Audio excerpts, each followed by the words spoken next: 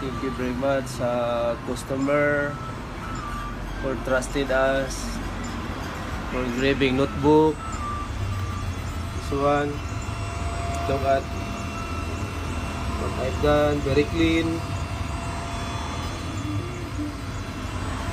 And also the 2 tumbler. Okay, the other one also, look at this. This is done by my machine, Atomstock E5 Pro. Okay, and I use the software, this one, the old one, Laser G RBL 4.9.4.